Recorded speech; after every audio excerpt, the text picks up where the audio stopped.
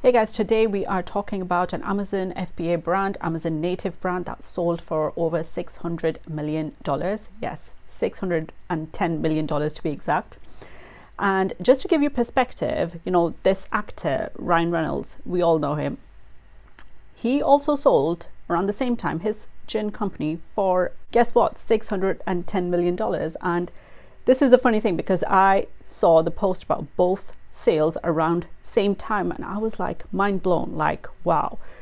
On one hand you have an Amazon FBA brand that is sold for $610 million, and then you have a brand by one of the most popular actors, and there's quite cool to see that. So that's the story I want to share with you guys today, so we can all learn from this amazing success story of an Amazon native brand. So let's get into it. Hi guys, this is Farah. I can help you start a private label business on Amazon so you can increase your income and build a life that you dream of.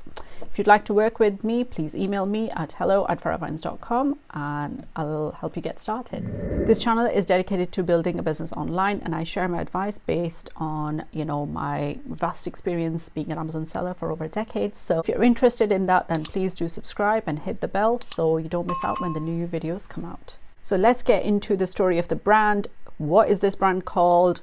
Who is the founder? How did they achieve this amazing feat? So the brand is called Zesty Paws, and you might have heard about it. You might have used their products, but this is a pet nutrition and supplements brand on Amazon, and they started about 2016 or just before that. And within a short period of time, they were able to create a momentum and become category leaders in their niche. Now, the founder behind the brand Zesty Paws is Patel, and he is, that perfect story character, like an immigrant who is hungry for success, who has the drive, and, he sells his first business when he's still in school. I haven't done anything like this, but you can just tell from his earlier story that, he was just getting ready to find Amazon. And when he does, it clicks for him and he goes all in and creates multiple brands. So a little bit more about his background. He comes from an Indian immigrant family and moves to US and tries his hand at different businesses from a very early age. By the time he discovers Amazon FBA in 2013, he's tried a couple of businesses, sold them already, experienced that, made some mistakes, learned from those mistakes. And in 2013, when he starts, he is actually in a corporate job, which he's hating. He wants to leave, and he finds Amazon FBA and he goes, okay, let me try this out. So his first product wasn't actually Zesty Paws. That's the interesting thing. His first product was actually a beauty product, and it was a natural argan oil product, and the brand was actually called Insta Naturals.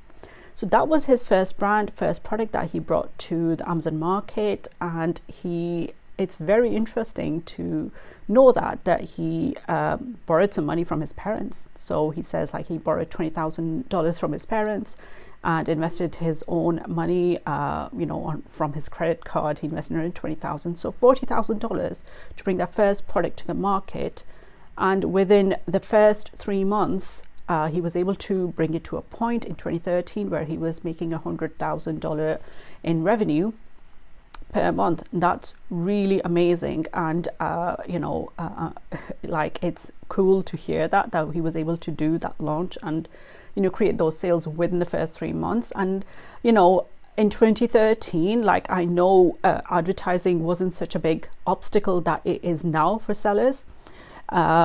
I remember 2014 is when Amazon started, the advertising portal, the whole thing in the UK marketplace. So on Amazon US, they try everything out first.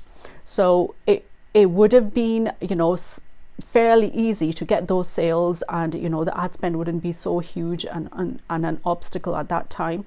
So he would have been able to, scale it pretty quickly.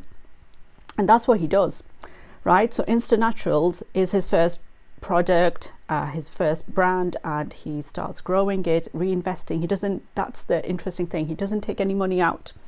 He doesn't pay himself huge salaries or take out all the profits. He reinvests and grow the company, hire people and introduce more products and grow the brand. And that's exactly what you're supposed to do when you're in the build phase, the first few years of your business. You are building up that foundation so that you can grow your business, introduce new products, new brands. And that's when he introduced Zesty Paws and other brands in his portfolio, because as you can tell from his story, as soon as he finds Amazon, like, he knows it clicks for him that this is the platform I'm going to be on. I'm going to be launching multiple products. Like, I just need to figure out how to do it once, and I will be able to repeat the process. Now, this is where there's a plot twist in the story and it gets interesting. And he makes a bad hire. So he decides around 2016 that he needs a CEO, and he brings that person into the business, and he hires this person to take the business to the next level of growth and probably take the brands from Amazon to retail and, that sort of thing. And that person doesn't deliver those results that he was hoping for.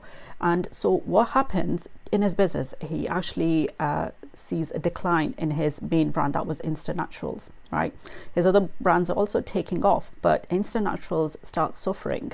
And so he gets rid of that bad hire and, takes over and starts to make the moves that will correct the direction of the company that it was going in. And he goes to raise funds, or obviously I'm not clear about like what was his thing or mindset at the time, but what I could glean from the interviews and the articles I read about that point of his journey and the brand development was that he wanted to invest more money, and obviously at that point, to get through that level of sort of like a ceiling that you experience that you cannot break through, you have to hire talent, people who have right contacts to get you into the right places.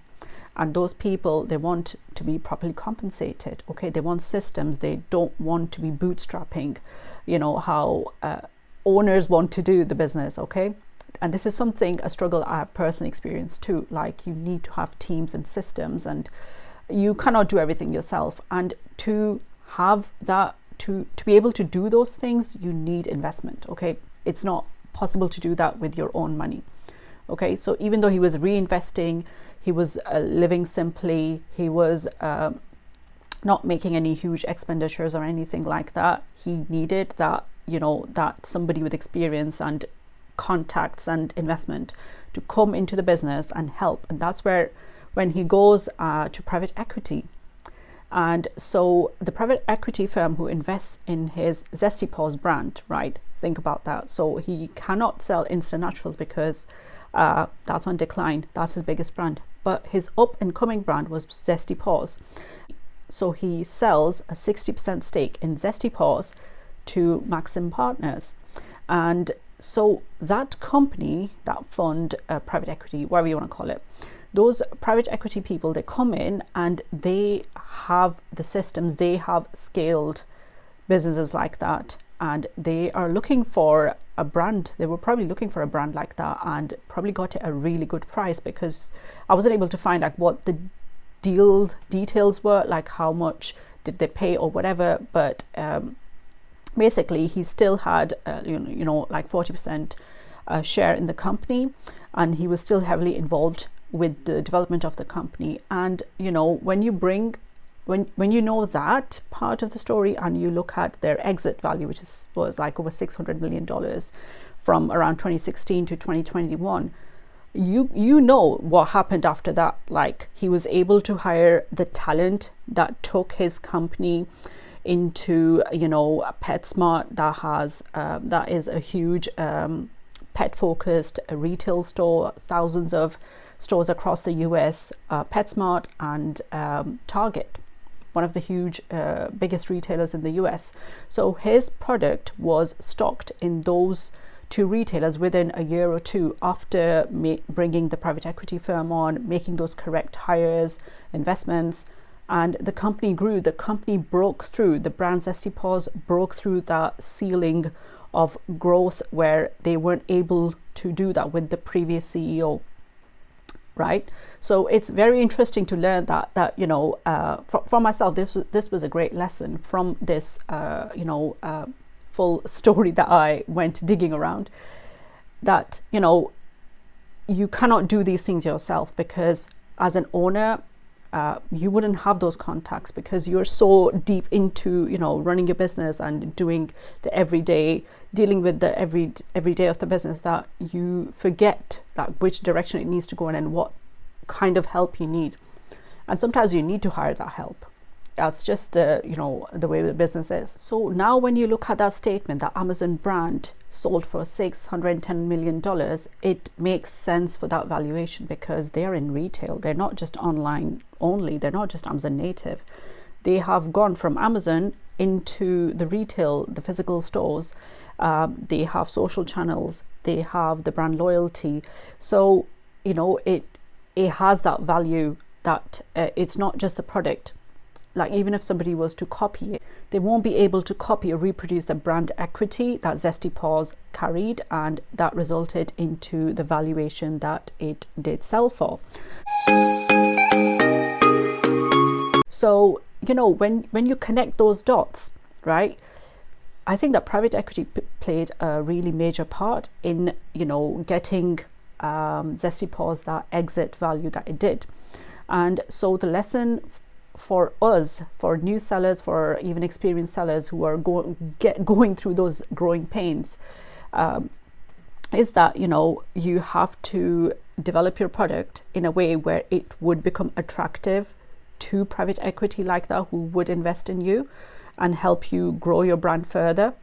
And, you know, so it cannot be, you know, like an odd tool that you cannot scale, or it cannot be, like, it needs to appeal to a certain audience, and that's what, you know, it comes across. So if you look at Zesty Paws, it appeals to you know, millennials and Gen Z who, you know, who are really close to their pets, and their pets are not just, you know, it's just a pet, but they're dads and mums of those pets. So they want to give it good nutrition, and they want it to have an option. And it's something that AJ says that he personally experienced. He couldn't find those kind of products that he wanted to give to his dog, so he created those products. Okay, and remember, he because he had the Amazon experience with Instant Natural and all of that, he figured, okay, let me just make one and test it out on Amazon, and if it does well, then I will grow it further. And, you know, that's why, like, an interest, and, you know, I wouldn't say as such say like passion, like it's you know, when a couple of these factors come together, you will have a winning product. It cannot just be the search volume on Amazon. It cannot just be, oh, nobody else is doing, so I would be the first to the market, because, you know, plenty of things have already been done. It becomes a question of, like, can you improve that concept or idea that you are bringing to the market? Can you improve it? And, you know, your intuition is important, especially if you are a user of that product for yourself. If you think that there is something that you're looking for, there must be other consumers out there who would be looking for a similar kind of, you know, fulfillment of that need that is unmet in the market, right? So that's why, like, an audience, I find that, you know, when you think about the audience and the product, and think about, like, okay, who can I serve, or what need can I fulfill? I think that would contribute to a winning product idea. That is another one of the, you know, things that comes across from this story, because as AJ is, you know, has done so many different businesses from an early age, Zesty Paws is not his only brand. So he still has a very, very profitable and a very prolific brand called Hikey. Now, these are basically low carb and sugar-free snacks, okay? And if you know about the keto diet, these are perfect for it. Like, so there is a set audience for it again, and this is something that you see him repeating. So that is a learning for me, and, you know, you guys as well who are watching this video, that after doing what he did with Zesty Paws, he repeated that.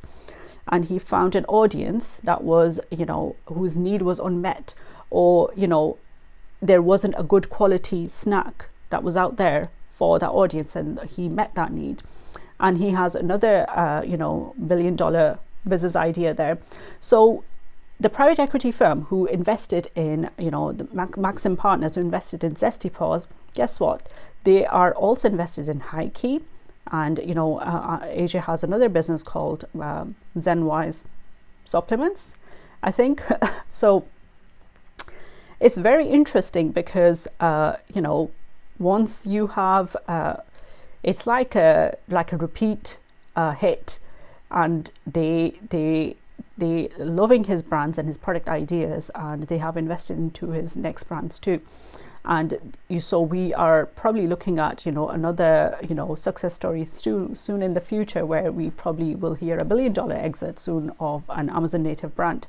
Because if you go look at High Key, then they're number one for chocolate chip cookies, sugar-free and low carb chocolate chip cookies, and they are number one for it on Amazon US.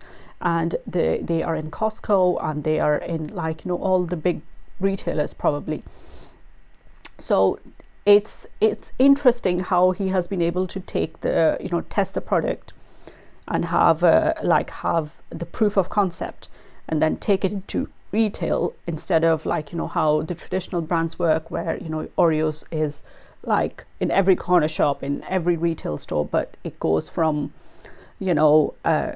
retail to online marketplace like Amazon. So I was wondering how many brands does AJ own? And so it's very interesting. All in all he started sort of 7 brands within from 2013 till 2021 or 2022, a handful of brands. So Instant Natural also sold for, I'm sure, a decent figure. It's not publicly available, in 2020. So one of his first brands, Instant Natural, sold in 2020 after 7 years or so, right? One of his other brands called Smooth Viking, beard grooming kind of a kit. He also sold that. So, the other 3 brands I mentioned, High Key, Zenwise, the guy is just churning out product ideas after product ideas. And, so he figured out a formula, and he is just repeating it, and there is good money behind him, and, letting him roll with it because he is producing results. So I found a figure that his cumulative revenue was over 55 million across all his brands in the last year, in the year 2020. So which is an amazing feat for a person who has started Amazon first, Amazon native. And I'm sure the ad costs are high now, but then I'm sure they're building up their social channels and trying to build that customer loyalty, and keeping in connection with the customer base outside Amazon. So I think another lesson here for us as sellers who are behind in that kind of a race is that building that audience and building that loyal customer base, actually talking to them. And again, you need a team. You can't do this yourself. You will need a team of people who are engaging that. And even if you have a team, if you don't understand the purpose of those social posts or engagement that you're doing, if it's not purpose driven, it's going to be useless. Because this is one of the worst mistakes that I did.